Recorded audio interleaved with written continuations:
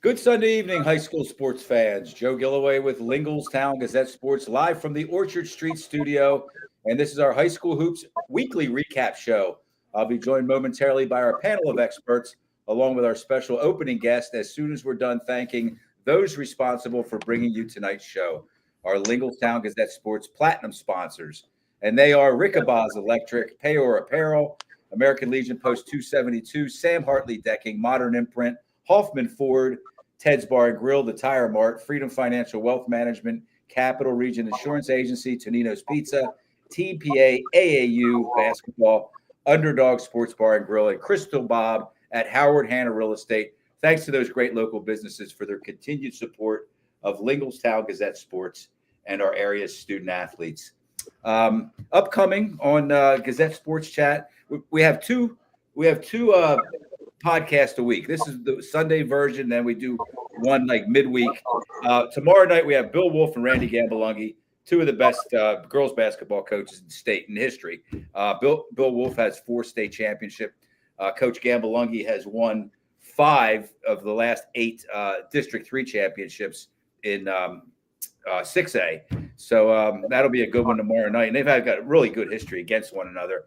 Then this Thursday, the 23rd, Altoona girls, they're poised to win the Commonwealth Division. And then I think they'll probably go on and win this Mid-Penn Conference tournament too. Milana Iyer, Laney Wilt, Zaylin Nguyen Moore. We have Sunday the 26th. Next Sunday, we're going to move this show back to Saturday just because this was the only way to book these 4 girls. We have 4 All-Staters. Kyla Correa from Lebanon, Jay LaCosier from Middletown, Amaya Stewart from Wyomissing, and Peyton Dincher from Jersey Shore. Then boys basketball, Wednesday the 29th. Stick with me. I'm sorry, but I'm excited about these shows. We have Alfonso Burnett, just scored his 1,000th point for Susquehanna Township. Cam Sweeney from Hershey. Aiden Sally from Big Spring. Parker Smith from Carlisle. So they're the ones that we have booked. We have a few more, but I'm not going to get into them until we definitely have dates set for them. So anyway, let's jump into this. Tonight's opening guest is the only boys head basketball coach that Constitution High School in Center City, Philadelphia has ever had. In his 15 seasons prior to this one, he led his Generals teams to 4 PIAA state championships and 7 title game appearances, along with a coveted Philadelphia Public League championship. Tonight we'll learn that teaching and leading young men on the basketball court is just the start for a man who spent a third of his lifetime at the school where he teaches and coaches. It's our pleasure to welcome to the show 16th year Constitution Generals head coach Rob Moore. Coach, thanks for joining us. Yeah, thanks for having me. Yeah, we've been excited about this, and I really appreciate it. We focus, I told you before we jumped on here, we focus mostly on the Central PA, but we know that there's so much great basketball out there, and we try to get guys like yourself a few times a year on here. So it's been a priority to have you on. We really appreciate it. So let's talk about the school, Constitution High School, and its alternative approach to educating the young men and women who call it their second home 5 days a week. Where is it located, and in what ways is the approach to educating its students different from a traditional learning environment? So our school is actually right in Center City. So it's at 7th and Market, a block away from the Constitution Center. So I guess to combat, the move to charter schools, the school district, I guess it's at this point, it's probably the first graduating class is 2010. So they probably started in 2006. So about 20 years ago, they came up with this idea. They wanted to start new schools. They opened up 5 new public high schools in Philadelphia with various different backgrounds. So like our school is a history themed high school. I think it's the first and maybe the only history themed high school in the city of Philadelphia, partnered with the National Constitution Center in Ballard Spar, which is like, the top law firm in the city of Philadelphia. They opened up Science Leadership Academy. They're partnered with Franklin Institute. Academy of Palumbo is one of the top academic schools. They were supposed to be a smaller version of Central. Then they opened up, it's called School of the Future, but it was a Microsoft themed school designed by Bill Gates's crew. And then there was a 5th school of business and technology that I think it just never got off the ground and eventually wound up closing. So 4 small smaller high schools with different academic focuses, I guess, to try and stop the bleed of students who were like going to charter schools in the Right. school district, giving another option for academics other than the traditional. I went to Masterman for middle school and Bodine for high school. So Masterman and Central and E&S have been around forever. So, but there was a limited space in those schools, so they needed to expand the opportunities for the high achieving students in the city. Okay, great. Thank you. I'm going to ask you one more question. Then we're going to turn.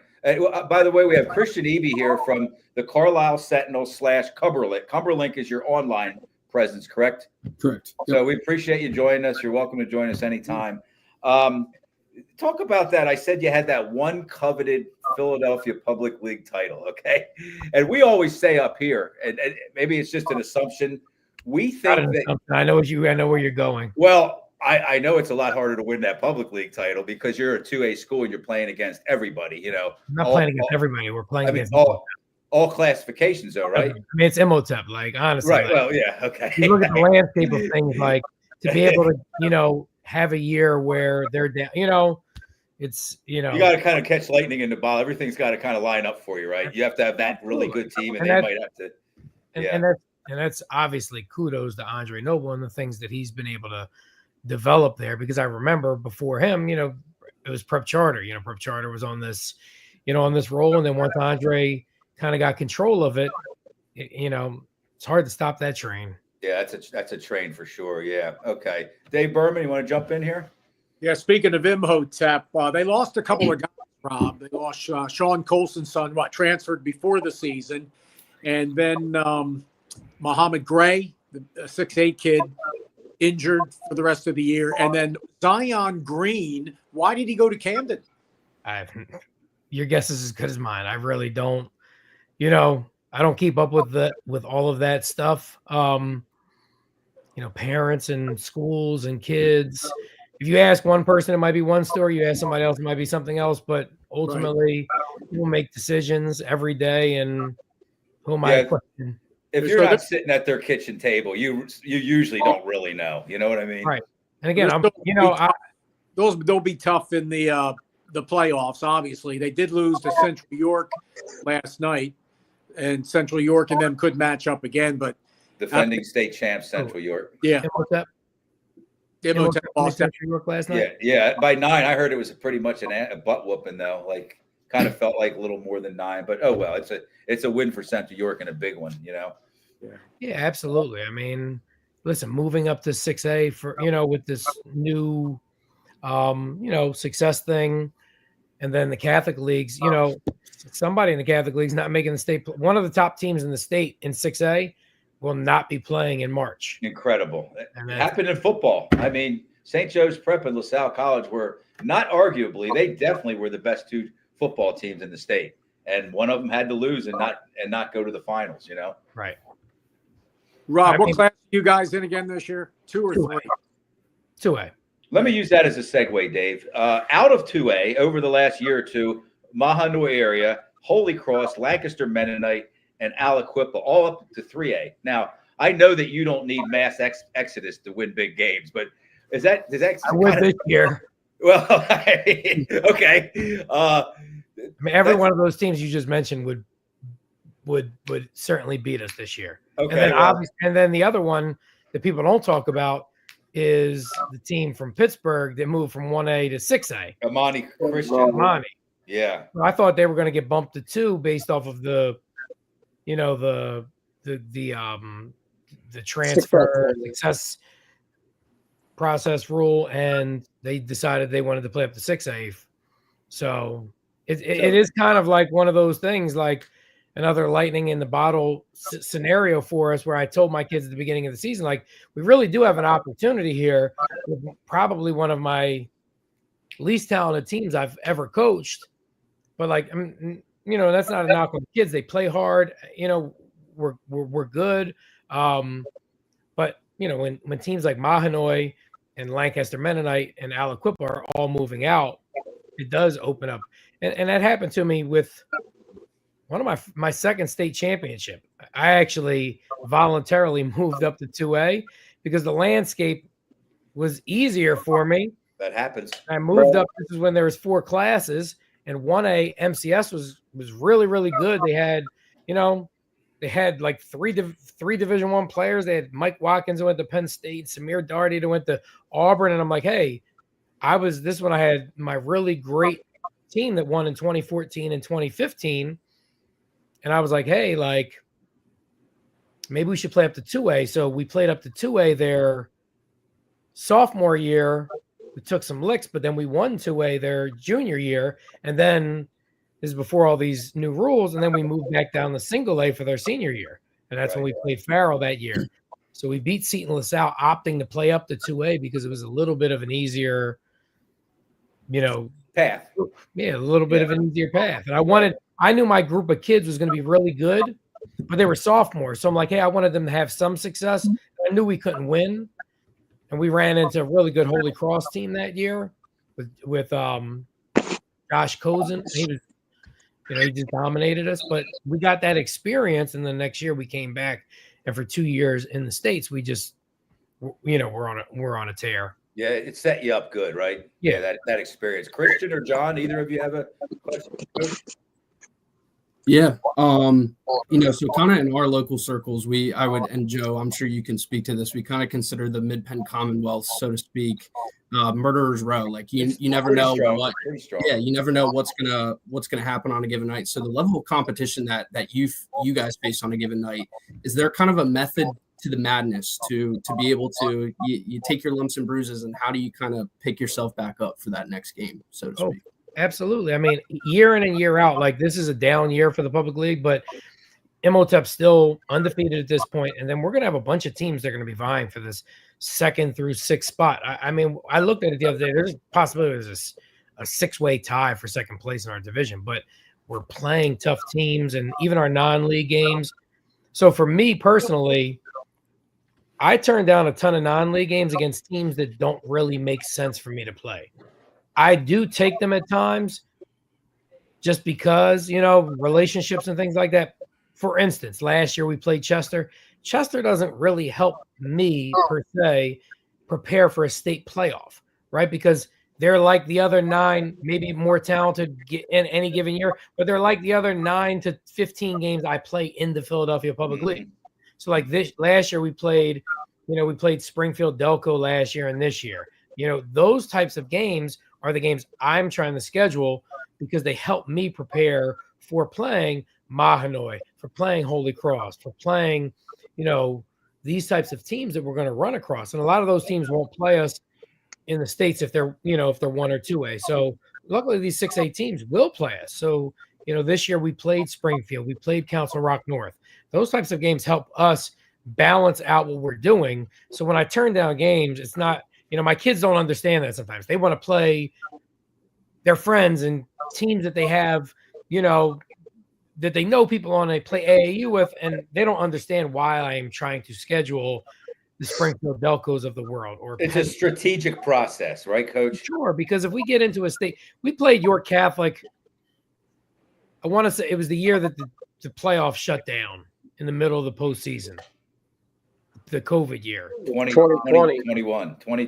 And York Catholic, to their credit, like they didn't turn the ball over. They hit shots. It was a super low scoring game. Like I forget, we had to hit a shot at the end to get it in overtime. Like we really should have lost that game, and we weren't playing great. And then we went on to beat Executive. They were the best team in the state in the next round, and like, they were top 3 or 4. But like we found ourselves, rolling when the season got shut down. But we need to prepare. I need to prepare my guys for those types of scenarios. I remember a few years ago when I had a really good team, we played Berks Catholic team who got a little bit of a lead and they just ran their flex. I mean, I remember a possession where they held the ball for 2.5 minutes, and our kids are like, oh, they're just holding the ball. No, they're running their offense. And as soon as you turn your head, they're scoring on a layup. They're not trying to hold the ball. They're doing what they need to do to win. And we need to do something different to be able to play against that style. With no shot clock in the PIAA or the state, like we have to be able to, I try to explain to my kids, when we're playing for different things throughout the year, right? We're generally playing to get into the Final Four of the Public League. And then it's like, let's just get there. It's been at Temple for the past few years. Like, let's get there, play on the college court. If we can make it to the championship, great.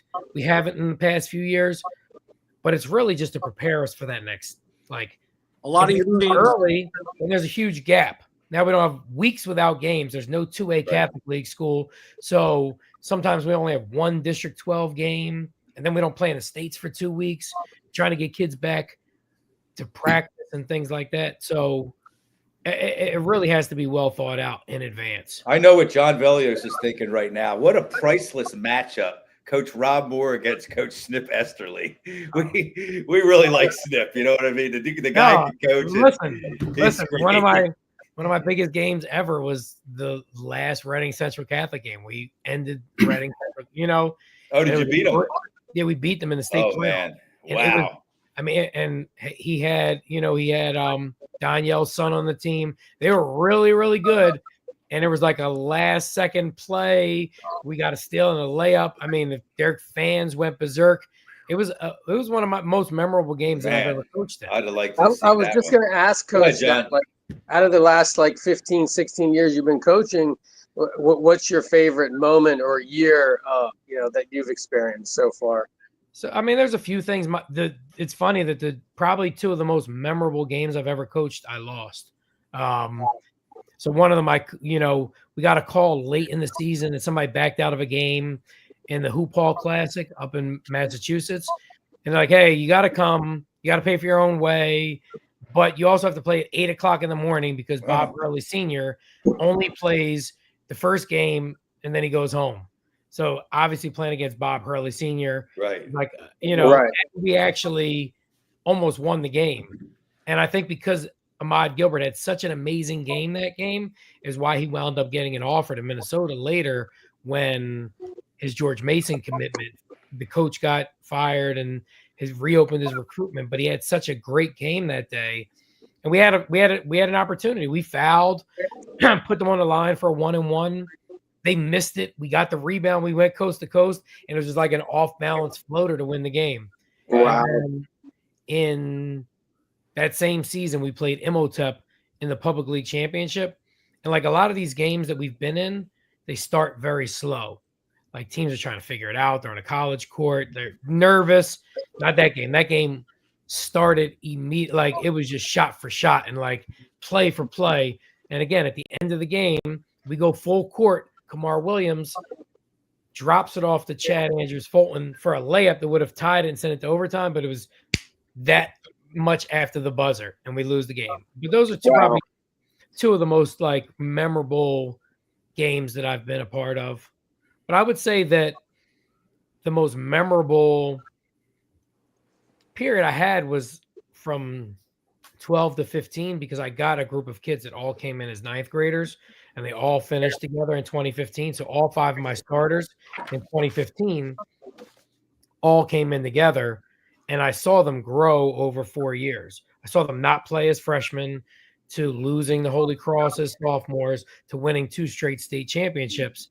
And people don't realize I also had Ed Croswell, who finished at St. Joe's Prep and played at Providence as a freshman on that team. And he left and went to MCS the next year and then wound up at St. Joe's Prep.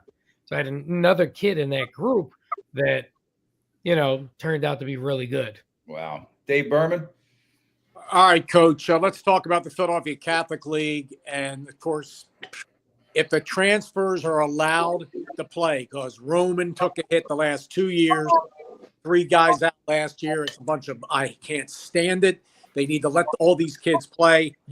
I think you had a guy last year or 2 over the years. I don't like it. Let all the kids play. And if all those Catholic League schools, Bonner, Goretti, and Roman, among others, have their kids full strength, they're going to be tough to beat in the state tournament. I mean, obviously, like the Catholic League right now, I mean, it has been the premier league. And people talk about why the public league is down this year and has been down the past few years. And I said, hey, when I first started coaching, it was Roman and Newman and Carroll and a couple of teams that were getting, kids. Now it's every team in the Catholic League is getting kids. So if there's 5 kids on 15 teams in the Catholic League, that are not playing in the public league. That's 55, 50 kids. And, that's just, there's only a limited amount of talent in the area. But again, transfer kids based on the rule. And I'm not here to debate rules, but I know it's harder going to a Catholic school than it is because kids are opting to go to a private school. So getting cleared to play in the postseason is generally pretty hard. And I haven't kept up with who's who. I know the kid from Roman is a sophomore, and the kid from St. Joe's Prep. The two best transfers in the Catholic League are both sophomores. So neither one of them even have to have a hearing to play in the postseason. So you'll have two electric players. I mean, and they may be the two best players in the Catholic League, or two of the best players in the Catholic League right now. I got to see St. Joe's Prep play when I was scouting a team, and the kid that they got, the sophomore, is like just it's amazing to watch him play. The City Football Love, they actually in their preview they say where the kids move in from. So that's, I mean, I don't mind seeing that, but I just see public kids transfer to public school teams. They're allowed to play for the most part, and the kids go to the. I just wish they would all play, but we'll see what happens down the road. But right, I mean, not really. Like, at the end of the day, like, people don't understand it. There's a system in place, and like there has to be. You're not prepared, and you don't go in front of that committee, and you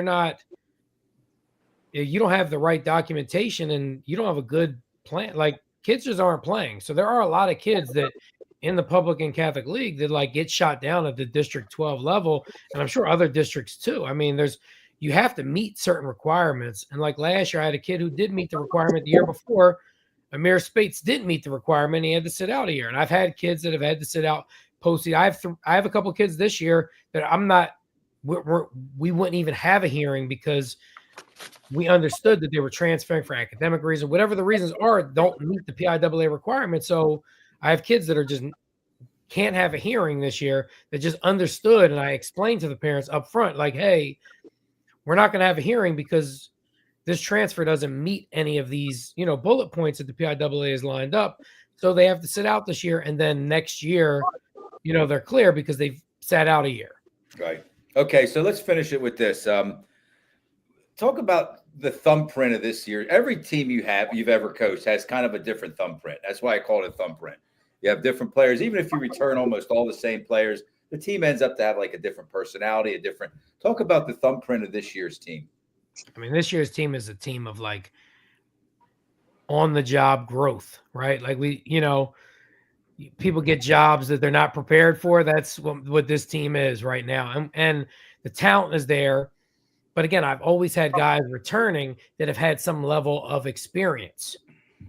And this year's team has a few guys who have played, but none of them have ever started. Like prior to this year, were like ever played serious minutes. The returning guys I had were guys that came off the bench for me last year. My starting lineup, I have two kids who kind of came off the bench for me last year. One kid who sat out all last year because he had some academic stuff and didn't, played a little bit in ninth grade at another school. I have a kid who's going to sit out in the postseason. Who he comes off the bench. I have another kid who started the year for me, who's a 4-year player. Now he's working and he's got family things going on. So yeah, it's tough. So he actually, and he didn't need to volunteer because it was happening anyway, just because of his inconsistencies. But he said, hey, let Chaz, who's the kid who sat out last year, start because I know I have to work. I have to help my family with bills, and I just haven't been able to make it to practice consistently. Wow, that's something else. Okay. That's our thing is like, can these guys learn enough and have the leadership to be able to win in March? Yeah, you have a few weeks left to kind of get ready for that stretch run. Okay, well, you're going to stick with us for a little bit here. What's your T-shirt size? One of our sponsors does sports apparel, Payor Apparel. I'm going to mail you a T-shirt, Coach. What's your T-shirt size? Medium. Okay, all right. So here's what we'll do. Dave Berman, the voice of Delco, Dave Berman. You typically every week you do the District 12 and the District 1 kind of recap. Let's start with you this time. We're going to keep Coach Rob Moore with us while we talk about those districts. Okay, I'm going to start off with District 1. All right. And I'm going to run down these are the top, according to the ratings, the rankings that I have as of today. I'll run down the top 10. So Coatesville, Rob, check in. I know you've probably seen or heard, you know the history of these teams. Coatesville is first, 11-3. Garnet Valley, 11-3, second. Lower Merion, Greg Downer, what more can you say? 11-4, their third. Plymouth White March, Coach Donofrio, 12-4. Fifth is Central Buck South. 6 is Conestoga. 7 is Cheltenham. 8, Facton, who lost a kid, Matos, before the year. That was a big loss transfer. 9th is Abingdon, the Galloping Ghost, and 10 is Great Valley. All right, Coach, Coach Moore, what do you think of those top 10? I mean, listen, you called it. I mean, those teams are perennial there, PW and Lower Merion. I mean, they're always going to have kids that they're very well coached. We used to scrimmage Conestoga every single year. Springfield just beat. I was telling my assistant coach the other day, Springfield beating Conestoga is huge for us with our win over Springfield. Not that we're on a point system, but just in the grander scheme of who we are as a team. Those teams, that Central League is tough, and every one of their games is tough night in and night out. And then they're always, they always have a ton of teams represented when it comes to the state. So I know kid from Sankofa, again, he has family out in Coatesville, so hopefully he can play in the postseason. I know he was living in a really, family had to get him out of where they were, where Sankofa is. Great kid. I coached against him for 3 years. I love to see that he's out there, having some success, and hopefully, he's able to play in the postseason. So again, I hate to say it, but like we talked about 6A in District 12 with, 5 or 6 schools being there, like it's a tough spot to be in if I'm District 1 this year, knowing like with the buzzsaw of District 12 teams that are going to be lurking in the state playoffs. St. Joe's prep improving, and you got programs that are getting better that just weren't really totally on the map a few years ago. Rob, you played Springford. What'd you think of that? And we played Springford without their best player. I mean, and they did all the stuff, and obviously we talk about amazing coaches like Demps is one of the top guys out here. Like they were playing without Jacob, well prepared, and when he's fully healthy and going, like they're going to be good. And they lost guys. Think about they lost a couple. They lost the transfer to Friends Central or the George School. They lost a big kid, and then their other big athletic kid is like the top. I guess he's the top quarterback in the state. So he's not playing football this year. The kid is going to Missouri. So yeah, he was going to go to Missouri. I think he's now going to go to Penn State. No, I think I saw that thing too. I think they said that was a fake meme. Oh, but he was like the player of the year, I think, or one of the players of the year, even though he didn't play. That's how you talk about the quarterback, right? Quarterback, yeah. Oh yeah, he's the real deal for sure. Yeah. So they had him on the basketball team last year. Just another 6'4", 6'5" athletic kid. So they lost 2 big kids in their front court. Listen,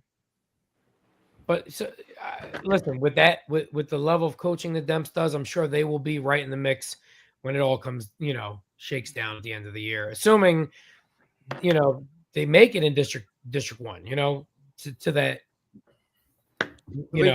22 teams go. So pretty good district tournament, yeah. And then 5A, 12 teams go. I'm going to run into Upper Dublin 16-1. We've got Pencrest 14-1, suffered their first loss the other night against Garnet Valley, who's 6A. Upper Moreland 13-4, Marple Newtown 12-3, Pottsgrove 14-2, Sun Valley Steve Maloney 6th in District 1 5A 13-3, Springfield Delco, Kevin McCormick. You know how they play, similar to most of the Central League teams, physical, bunch of lacrosse guys, football guys, makes it tough on teams like the Constitutions, Civic Science, Chester Charter, and Chester, among others.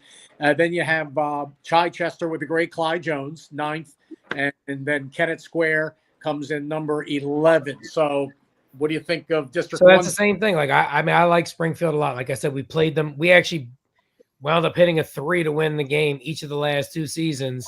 And he said next year they're going to run us off that line. Like we're not going to get that shot. But again, we talked before the game, and Coach McCormick said, the reason he likes playing us, and both teams have to do exactly what they do well in order to beat the other team. And I told my kids before, like you said, these are all Division I lacrosse players, one of the best of lacrosse programs in the state. They're tough kids.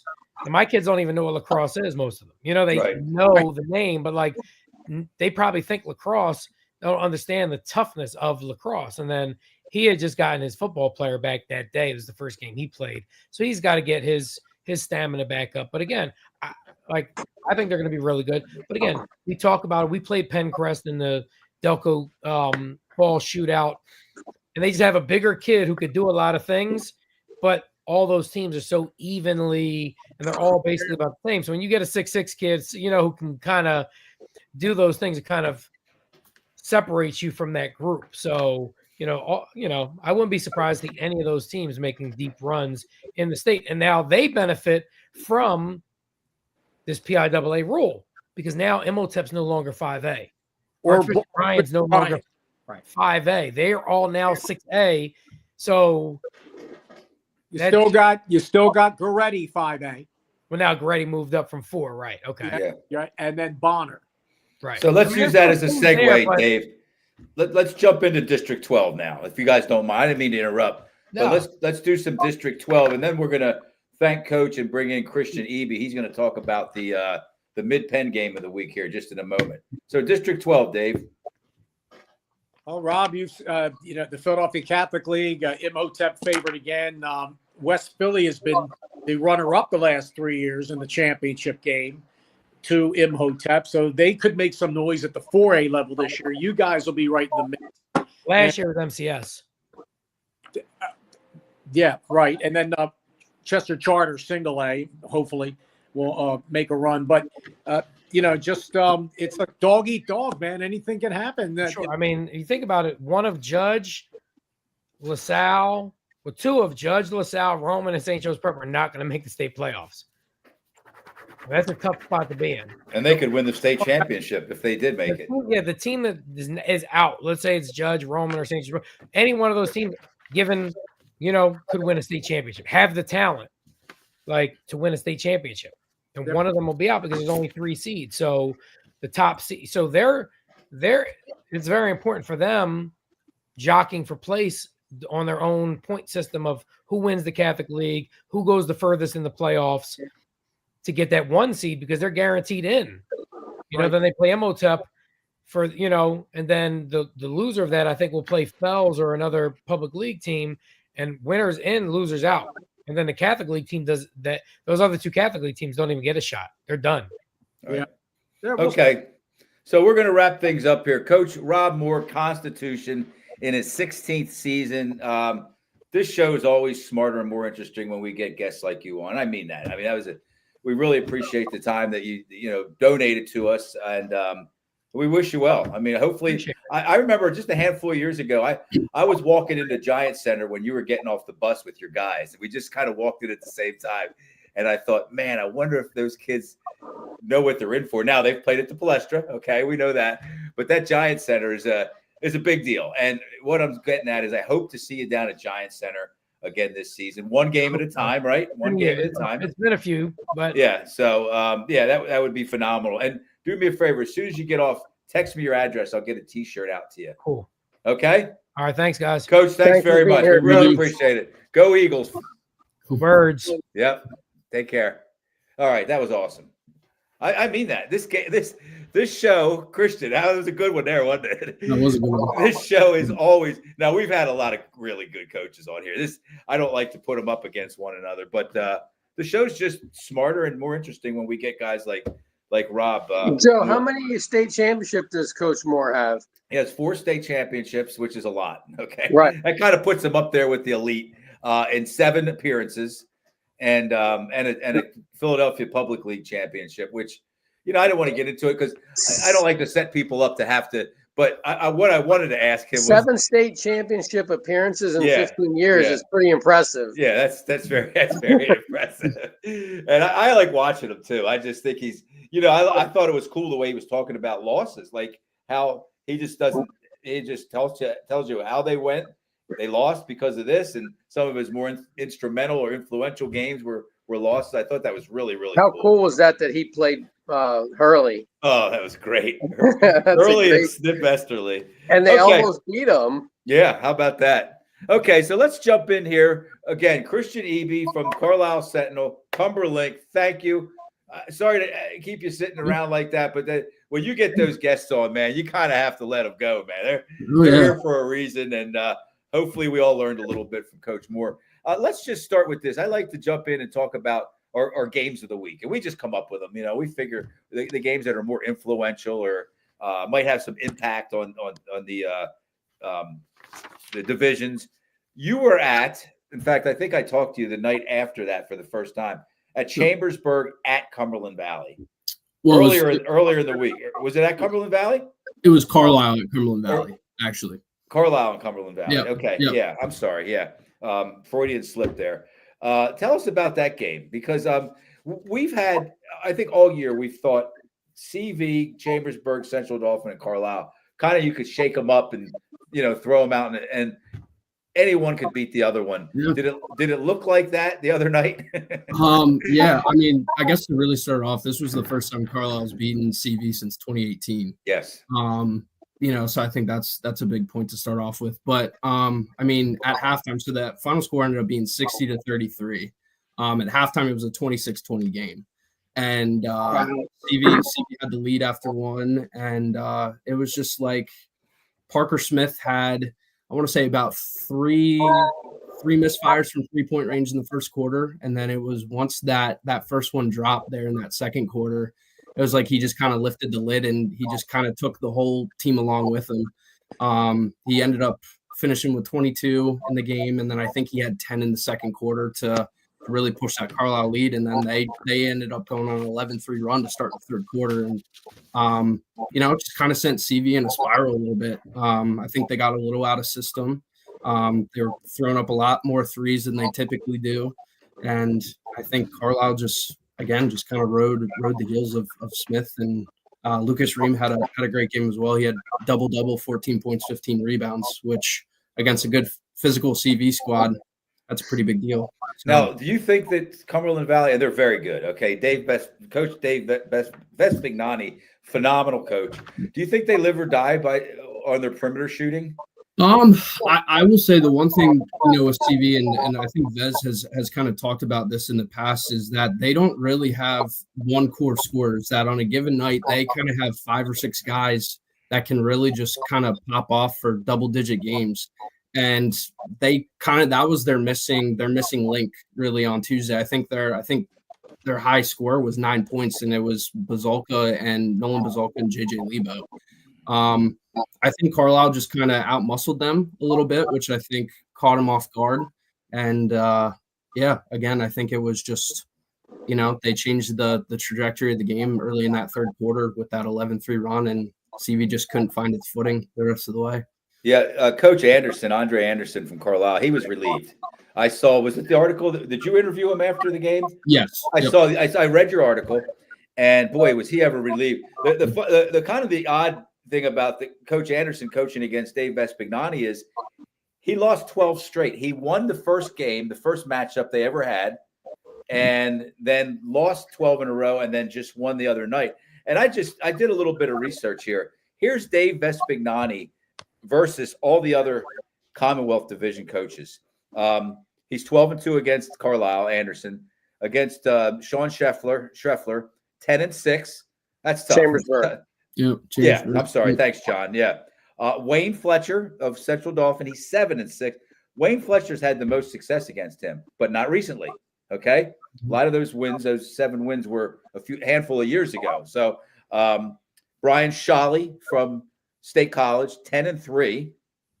Ryan Hill from East, Doug Pfeffer from Altoona, and Damone Maxwell from Harrisburg, 5-0 against all 3 of them. They all came in 2022. And then just for good measure, Kirk Smallwood. And Kirk Smallwood, he had some good teams up until the last season, I think. They won the state champ or the district championship in 2019. Vespignani was 6-3 against him. So against all those coaches, 60-20, 75%. And the point is, that's a tough guy to win against, isn't it, Christian? Yeah. I mean, and in credit to CV, they bounced back on Friday and handed Chambersburg their second division loss of the year, and Chambersburg beat them in overtime back in December. So they were able to bounce back and get a key win. So what else? What else do you want to talk about? Anything else you want to talk about over your way? I mean, just to be clear, talk about how long have you been with the Sentinel? I still call it the Sentinel. What do you call it? Yeah, we call it the Sentinel. Yeah. But your online presence is Cumberlink. You've been with them how long? This is my 4th year on staff, and then kind of my 5th year in the area. I freelanced with the Sentinel back when I was in college, a senior in college at Shippensburg. So, but yeah, fourth season on staff. So you absolutely love it. Yeah, I do. What's better than going watching sports and then writing about it after? So. Nothing. I know roughly how old you are, and I was thinking, boy, if I had that job at that age, I wouldn't really know what to do with myself. I mean, that's phenomenal. You want to talk about anything else over your? For those at home, the Sentinel focuses on the West Shore. Yep, correct. Basically, so we cover 13 schools in all, so we cover all of Cumberland County. And then we throw Redland, Northern York, and West Perry in kind of our circulation. Yeah, they're right there. Who do you like? A couple teams that you think could make a run for district title and maybe beyond that. Yeah. I mean, honestly, I think CV. I think there's 4 teams in the Commonwealth, really 3. Carlisle's obviously got some heavy hitters, especially with Parker Smith, but I think really Chambersburg, CD, and CV have separated themselves kind of from the rest of the pack. CV seems to just be a team that kind of late January, early February is when they really hit their stride. They've done that, I would say, probably the last 3 seasons, including this year. Obviously, I think Mechanicsburg, Mechanicsburg is a team to watch out for now. They're up in 6A this year, which I think is going to be more of a challenge, especially since they really just kind of feed off of their 3-headed machine of Josh Smith, Chancey Noski, and Justin Bardo. That is 3 serious heads there. Yeah. Yeah. Oh my God. Yeah, I was out there. I was at the game on Friday against Hershey for the battle of first place in the Keystone, and Mechanicsburg just it seems like and Mike Gaffey talks about it a lot. Is he loves seeing their blood boil. So once those guys get a little anger in them and a little adversity is kind of they're facing it a looked little. Like that game was over at the end there, huh, Christian? It looked Hershey was up by 5. Yeah, with like a minute to go. Yeah, it was about a minute 30, and then they came back to tie it. Yeah, Gaffey's timeouts were gone, right? Yeah. Well, that timeout would have helped him if he had one, because they had a shot to win the game in regulation, right? Yeah, they did. Janoski hit the front of an iron on a fadeaway 3-pointer. Right, and he didn't have a timeout to call to run a set play on that. Yeah. Hey, Christian, they ended up, pretty much winning easily in overtime. Yeah. We had Chance on here last Sunday. He was like a last second, 11th hour, whatever, fill in because in fact, I think we lost Coach Moore. He was very sick. He said he was like sick in bed for a couple of days. And I called Chance up at the last 45 minutes before it. He came on and filled in for Coach Moore. And man, what a great interview that was. Yeah. Have you ever talked to him? Yeah, I actually talked to him on Friday, and I've kind of watched him grow up from the last 3 years. Covered him as a sophomore. Really, that core 3 again, from their sophomore to now their senior year, they've been the ones really spearheading Mechanicsburg. So we were kind of impressed, or very impressed by when he was a freshman. He played freshman ball. Usually, guys that play that end up to be that good. They kind of skip over the freshman ball, or they're playing freshman ball when they're in 8th grade, and then they're on varsity, maybe at the end of the bench by the time they're in 9th grade. He didn't take that path. He had to improve to get to where he is today. Yeah, absolutely. Yeah. Yeah, I think he scored 25 that night, right, Christian? He did. Yep. And most of them, a good chunk came in overtime because Hershey had to start fouling. And I think the other thing is there were 47 fouls between both teams on Friday. Wow. A long game. Yes, very long game, and refs were a little whistle happy, but both teams did a good job of fighting through. And Cam Sweeney, I think, finished with 36, if I remember off the top of my head. Yeah, so, he did. Yep. So let's talk about Central Dauphin and Carlisle. Okay, we're going to kind of move on towards the East Shore direction here. Still stick with Christian.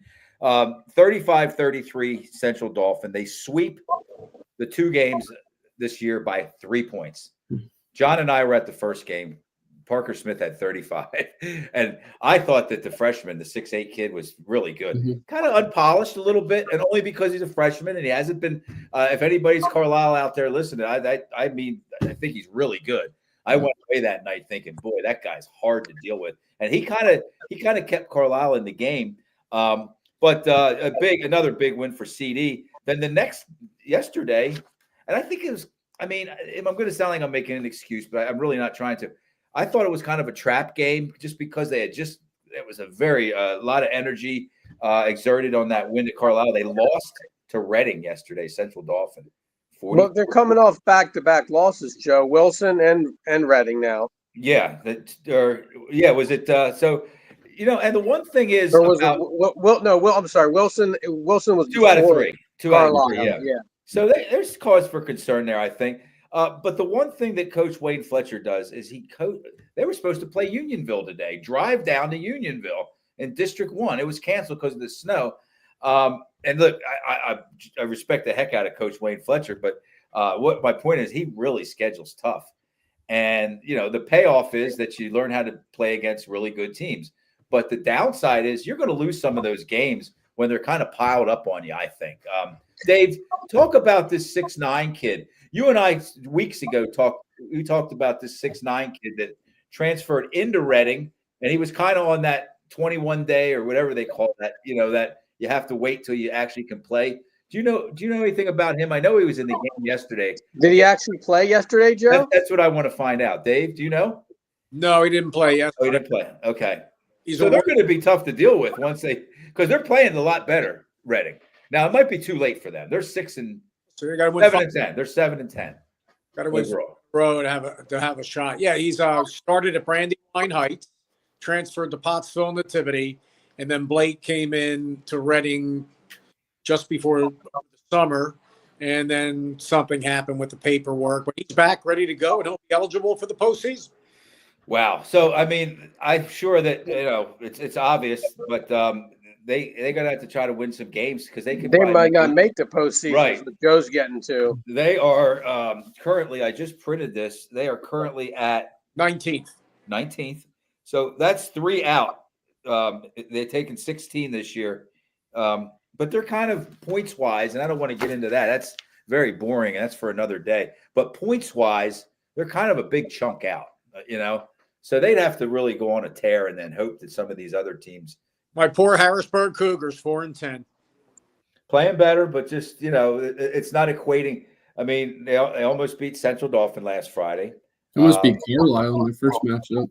Yeah, I mean. And they played well against Wilson the other night. Yeah, so, I mean, Damone Maxwell, he's going to have to instill in his guys that, listen, you might not be getting a good feeling out of these losses, but you kind of have to, walk before you run or crawl before you walk. And you're not going to go from just losing almost every game to beating good teams. It just isn't that. It just doesn't work that way. Yeah, I have to look up and see. I have the whole history year by year, Harrisburg basketball. I'll let you know the last time I had 3 straight losing seasons. So you guys keep doing your thing. So let's talk about this. 4:23 remaining in the second quarter from Taylor Alderdice High School yesterday. Aliquippa leading Amani Christian 23-22. Both teams were defending state champs, just to add to the drama a little bit. And then let's use the term malice. Some malice broke out. Dave, you know about it. You posted that.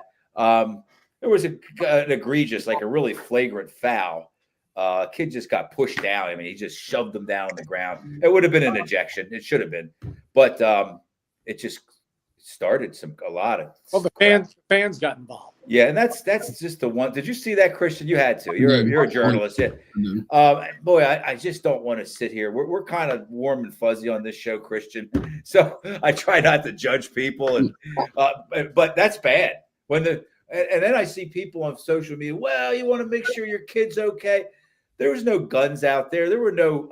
You know what I mean? You got to kind of let the coaches, the managers. I don't know, anybody associated with the teams go in and break that stuff up. Joe, The captains, maybe. Hey, come on, guys, get your guys. But it was bad. It turned into a messy situation. Go ahead, John.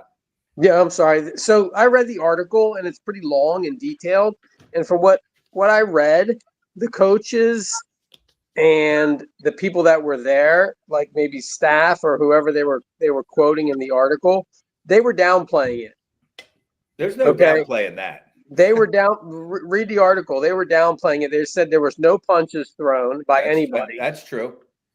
They said that, you're exactly right. If the spectators didn't get involved, like get on the court, they would have probably continued the game. However, you can't leave the bench. Was that a Monty guy? They would have had some ejections for sure, probably, and suspensions the next game. Right, but you guys remember Trinity? Go ahead, John. I'm sorry. Yeah. So from the article, what I'm saying is that they sort of they were saying this is a life's lesson, and let's move on from this instead of focusing on it. So I mean, there's positive and negatives that were coming from this whole thing.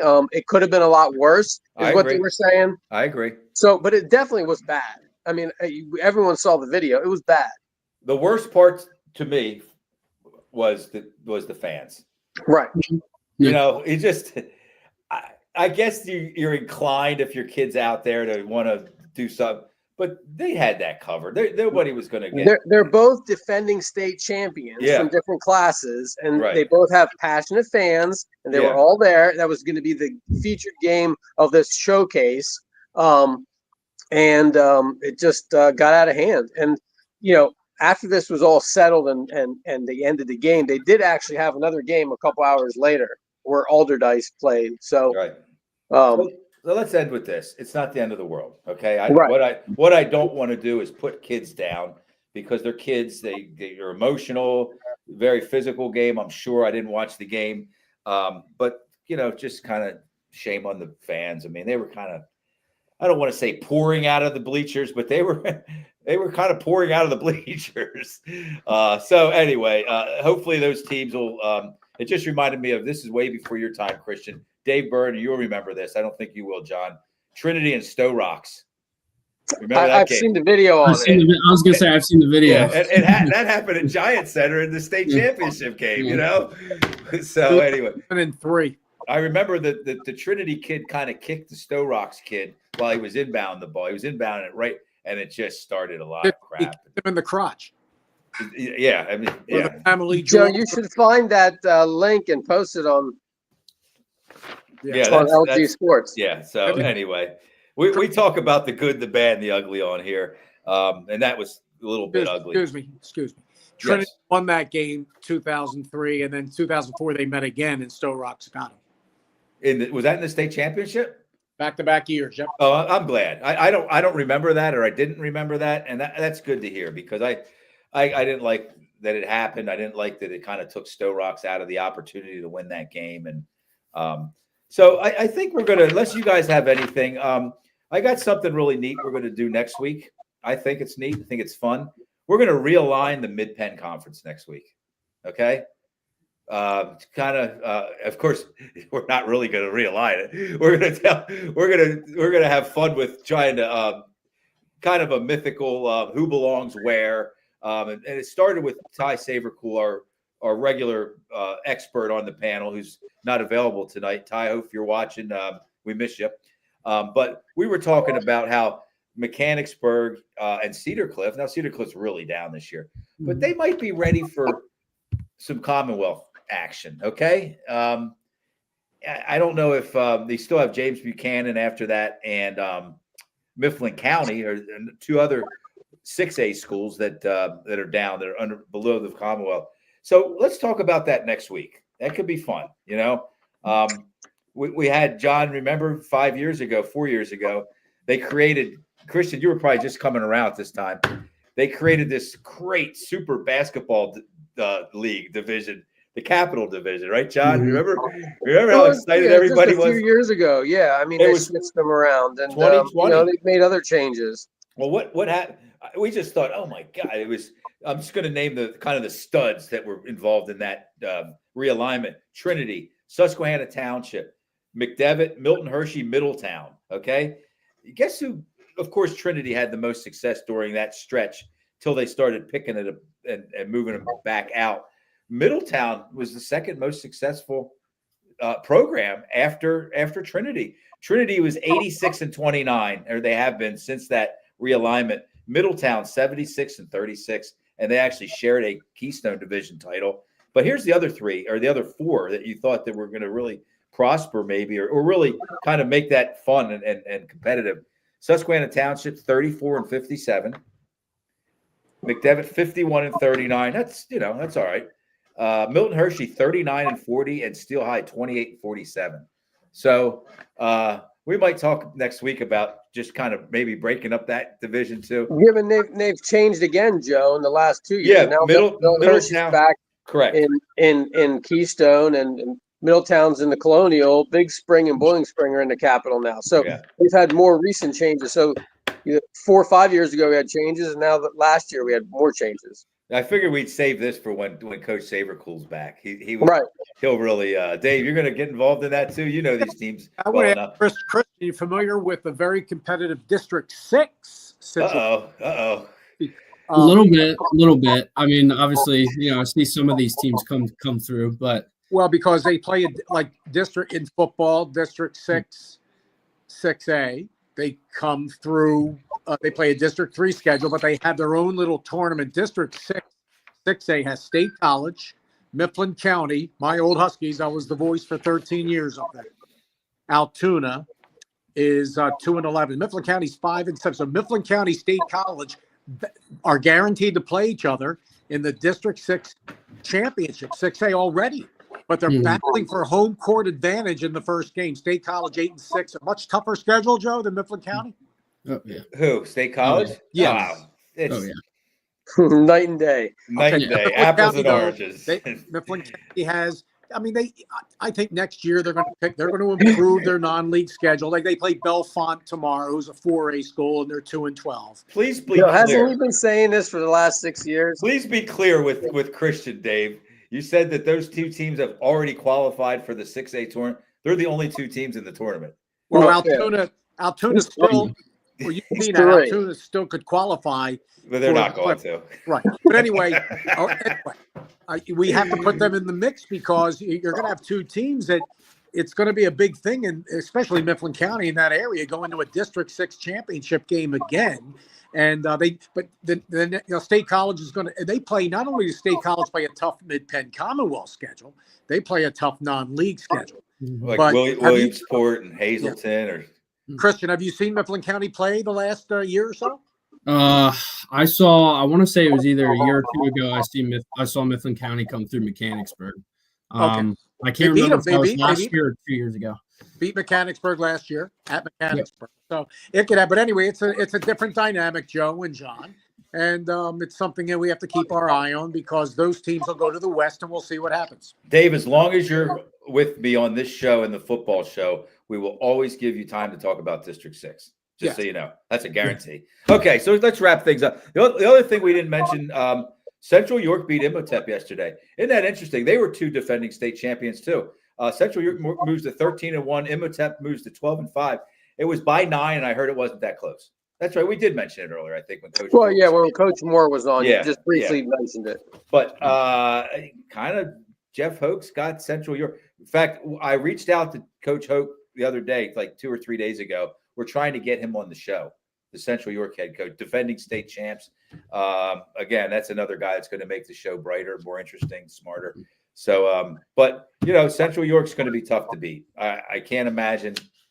I don't know. I'm just kind of envisioning teams that might be able to beat them, and there's not many. Even with that win last night, Joe, they're number 2 in the power rankings behind Wilson right now. Yeah, Central Dauphin went from 1 to 5, I think. Yeah, that's what happens when you lose games. That's just if you're playing well at the right time. I think CD can beat a good team or two. I really do. Right, but it's not going to get easy. There's going to be, Wilson proved that they belong in the conversation. So anyway, anything else, guys, for the good? Real quick, Christian, where'd you go to high school? Lampeter Strasburg in Lancaster. Oh, great! What a great program, Joe. Yep. John, baseball state championships, several of those. I had a couple of good games against McDevitt, if you remember those years. Chicken Christian. pot pie, good down there. Yeah, shoe fly pie, Apple butter, yeah. homemade root beer, right? Yeah. I love it. I love it. Team, state runner-ups to Oh yeah, what a that win in the semifinal against. Help me out. Come on, somebody's got to help me out. Oh yeah. The team that I thought was going to win the state championship. Oh gosh, what a brave. Wyomissing? No. This was a team from out in District 7. Bill Chirpeck and Thomas Jefferson. Thomas TJ. Yeah. I think we all kind of, at least the guys that I roll with, I think we all kind of thought Thomas Jefferson was going to. What a game plan, and what an execution for Lampeter Strasburg. Strasburg Railroad. There you go.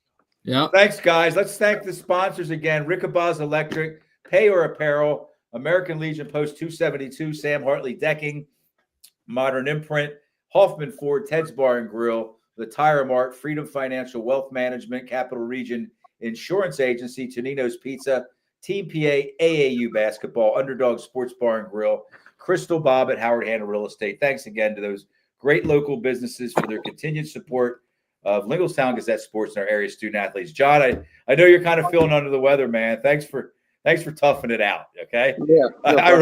I appreciate it. And Dave, the voice of Delco, Dave Berman. Oh my God. You don't have to do that. You can get invited back, Christian, without doing stuff like that. Right. Just saying, Christian Eby from the Sentinel, Cumberlink. Thanks, man.